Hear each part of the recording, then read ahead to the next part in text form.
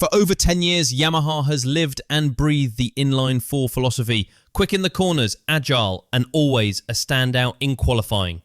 But heading into 2025, the landscape of MotoGP has shifted and Yamaha now faces a clear choice: adapt or get left behind. After yet another tough weekend at Assen, it seems the Japanese giant might finally be closing the chapter on the M1 era. Behind closed doors in Brno, a new contender quietly came to life. Slimmer, louder, and clearly not the same, Yamaha's long-rumoured V4 MotoGP prototype has finally surfaced. And, according to insiders, the early signs are jaw-dropping. But to really understand the weight of this debut, we have to look at just how bad things have gotten in Iwata. Fabio Quartararo, the 2021 world champ and Yamaha star rider, has hit his limit. He started from pole at Assen, but only managed a 10th place finish. Afterward, he didn't hold back. The first laps were a complete disaster for us. We have zero grip, Quartararo said. Especially in the first laps, my bike looks like I'm riding on the wet. That wasn't just colourful language. His Yamaha was sliding so badly early on that he had no choice but to ride cautiously. Things got worse when he had to avoid a crash in Aldergare, leaving him stuck behind slower riders with no chance to pass. "We are not going to make great results," he admitted. "Basically, when we have to start from a really slow corner onto the straight, it's really bad. We just have sliding, no power, wheelie, spinning in 6th gear before a fast corner. That's how far the M1 has fallen. It still shines in qualifying, but come race day, it's more of a burden than a weapon." Yamaha's motorsports director, Paolo Pavesio, is well aware of the situation. "This year has been a bit hectic. We've hit good performance targets quicker than expected, but we still need to prove them."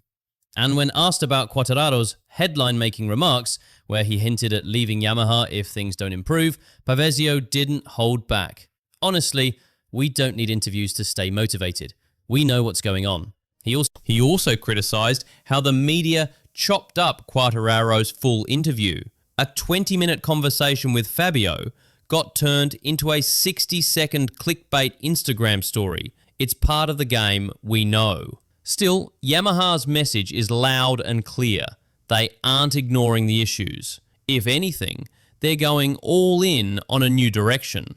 After holding out for years, Yamaha has finally joined the V4 movement, kicking off full-scale development of their own V4 MotoGP bike. They're now in line with rivals like Ducati, KTM, Aprilia, and Honda. But this isn't just about swapping engines. The V4 is a completely new motorcycle led by Max Bartolini, who used to be Gigi Dall'Igna's right-hand man at Ducati. The new prototype takes clear inspiration from the Desmo Sedici's design, featuring a slimmer front profile, a 2-in-1 underseat exhaust, a fresh rear aero setup modelled after KTM's signature wing design, and an entirely reworked chassis to suit the V4's architecture. For the first time, Yamaha is openly stating what this V4 is meant to solve. "From what I hear from the riders, the bike is going in the direction we were looking for," said Paolo Pavesio. Yamaha sees this V4 as their answer to the current MotoGP challenge, battling bar to bar in high-power, low-grip conditions where exit torque and top-end speed are more important than ever. The first sighting of Yamaha's V4 came during a test session in Barcelona, but it was at Brno where the full machine was seen in action. Test riders Andrea Dovizioso and Augusto Fernandez took turns over 2 days. While Yamaha hasn't shared official lap times, leaks suggest Fernandez set a best time of 1:56.6, while Rins on the current M1 went nearly 3 seconds quicker with a 1:53.3. But lap times don't tell the whole story. This wasn't about chasing speed. Yamaha's focus during the Brno test was system checks and reliability.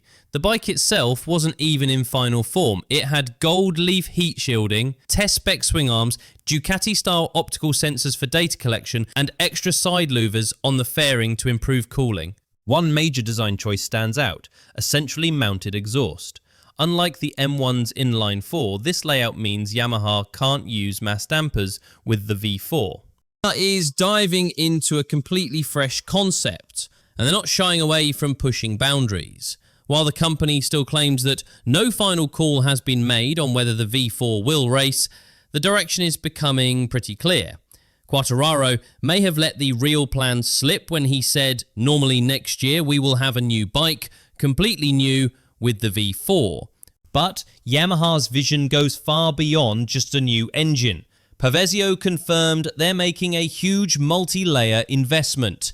That includes hiring Max Bartolini, shifting their entire technical approach, and even partnering with Pramac to run 4 bikes by 2026. It's the boldest overhaul Yamaha has attempted since its golden years. Of course we want to make this project a success. That's why we're investing, Pavesio explained. Still, even with the V4 project gaining momentum, Yamaha isn't turning its back on the M1 just yet. Riders like Alex Rins and Miguel Oliveira are continuing to test new updates. Pavesio emphasized that the V4 still has to prove itself. We do plan for the factory riders to test the bike, but not to race it. It will depend on how the next steps go. We want to get the best out of the V4 while remaining as competitive as possible with the current package. That last part is crucial. Yamaha knows it's walking a tightrope, developing an entirely new platform while keeping Quartararo motivated and staying in the championship fight.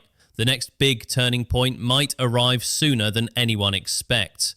People close to Yamaha say there's a chance Augusto Fernandez could wildcard the V4 in one of the final races of the 2025 season.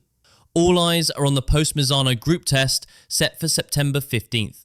If the bike lives up to expectations in terms of performance and continues proving reliable, there's a strong chance we'll see it in a competitive session before the year ends. That would be a turning point, marking the end of Yamaha's Inline 4 chapter and the beginning of an entirely new era. As of round 10, at Assen, Yamaha is sitting at the bottom of the constructor standings. Quartararo holds 11th in the Riders' Championship, and teammate Alex Rins is down in 17th. Despite grabbing 4 poles and earning a podium at Jerez, Quartararo has had a rough season. 3 DNFs, a heartbreaking ride height failure while leading at Silverstone, and quiet finishes in Mugello and Assen. I know my potential as a rider, but when you're spinning in 6th gear before a fast corner, it's not the best, he said. Meanwhile, Ducati continues to dominate with its V4 platform. KTM's upgraded chassis is paying off. Aprilia is consistently in the mix with Bezzecchi. Even Honda, despite their own major struggles, is pushing through with regular upgrades. Right now, Yamaha stands alone as the only manufacturer without a consistently competitive race day bike. Although Yamaha extended Fabio Quartararo's contract through 2026, the pressure is mounting. We know what we are doing, and Fabio knows it, Pavesio stated, clearly trying to project unity. Still, everyone understands that 2026 will be the real proving ground. Yamaha has to deliver a race-winning V4 by then, or risk losing not only their top rider, but possibly their place in the MotoGP elite altogether. This V4 isn't just another motorcycle for Yamaha. It's their lifeline, a full reset, a bold move to finally let go of outdated limits and step into the modern MotoGP world. It may not race until 2026, but make no mistake, the project is alive, ambitious, and already outperforming early expectations. As one unnamed paddock source put it, it's like watching a sleeping giant finally wake up. The only question now is, can they catch up to the ones who never went to sleep?